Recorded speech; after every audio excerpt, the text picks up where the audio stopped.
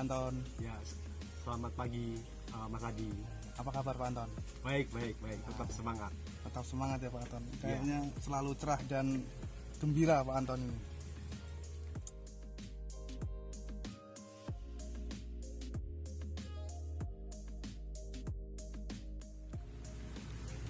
Pernah tahun 77 ketika lulus SD tinggal di kebun dan saya mencangkul. Lalu tahun 1993 itu mulai terjun beneran, itu trading kopi asalan yang diolah petani dan kita jual ke eksportir.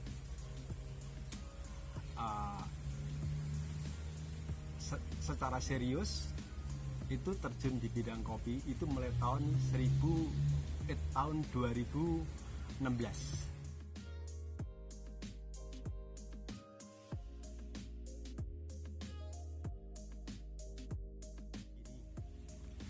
Itu perlunya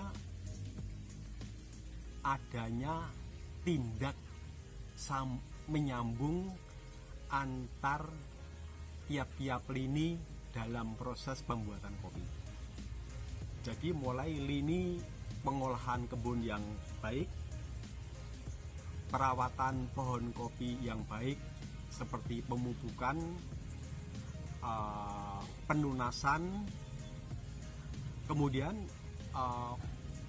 perlakuan, kemudian pemetikan, ya. Jadi kopi itu harus dipetik dengan dipetik merah. Kemudian ada pelaksanaan itu pasca panen, ya.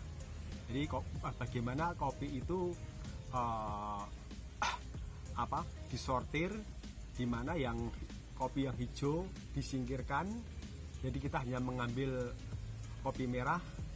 Kemudian juga cara pengeringan, di mana cara pengeringannya itu dia harus tuntas. Dalam arti itu dia tuh tidak pernah terkena lembab. Jadi dia harus keringnya itu kering stabil gitu ya.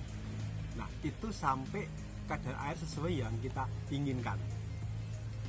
Nah dari pengeringan lalu kan nanti kan masuk ke dalam penyimpanan green bean namanya itu, penyimpanan bahan baku. Nah ini sebentar kembali kepada pengeringan. Kalau kita melihat petani itu, kalau habis memetik buah kopi itu kan dijemur. Nah, kadang ada panas, kadang ada hujan.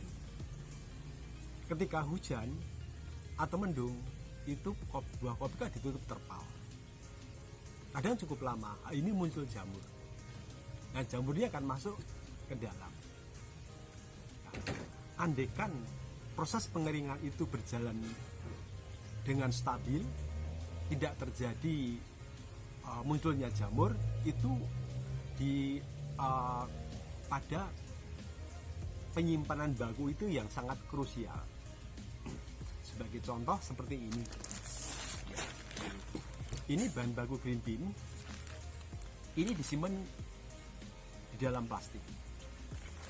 Ini nanti lama-lama akan muncul keringat, dan keringat ini akan terserap di dalam green bean dan pasti akan muncul jamur. Pun kalau green bean ini disimpan di dalam karung, itu lembab itu akan terserap dan lama-lama kopi itu semakin basah dan nanti akan muncul jamur, dan itu pasti jamur itu masuk ke dalam. Lalu selanjutnya cara penyimpanan roasted bean. Jadi setelah itu green bean ini disangrai, itu kan ada namanya kemasan, gitu ya, kemasan. Nah, kemasan yang bagus itu akan ada zipper. Jadi ketika itu green bean itu kita buka, kemasan kita buka, lalu bisa tutup kembali, itu kita bisa pencet sehingga dia tertutup rapat. Kalau enggak, ini udara akan masuk tetap di dalam dan terjadi oksidasi. Disinilah pasti akan muncul jamur. Dan rusaknya kopi itu tidak kelihatan. Jadi kalau kita bandingkan dengan sayur, kalau pagi-pagi itu kita membeli sayur, yang satu sebagian masukkan ke kulkas, yang sebagian di luar. Nanti sore hari yang di kulkas sayurnya masih segar, yang di luar itu akan sudah layu. Nah kalau roasted bean, dia dari pagi sampai sore, sampai mungkin besoknya 3 hari taruh di luar, rusaknya tidak kelihatan. Tetapi aroma wanginya itu akan pasti turun jauh. Rasanya juga akan sangat tidak enak. Nah, jadi tiap-tiap lini itu sambung menyambung. Nah, makanya itu perlunya kedisiplinan, ketekunan, dan kemampuan untuk menjaga semua lini.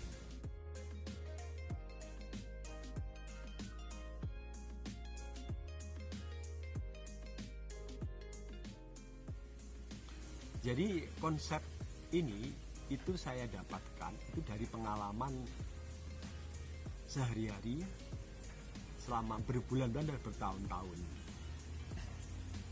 Nah, kemudian saya pernah membaca satu tulisan itu persis yang mampu merangkum proses itu.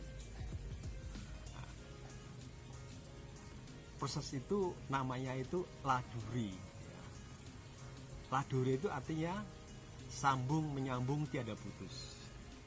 Dan konsep ini dicetuskan oleh seorang filsuf dari Perancis, namanya itu Henri Bergson. Dia mengatakan pikiran lalu tindak nyata seperti ini itu hanya muncul yang diawali dengan hati. Kalau di dalam bahasa kita itu passion. Jadi kalau tidak ada passion, ini agaknya sulit muncul. Kira-kira seperti itu.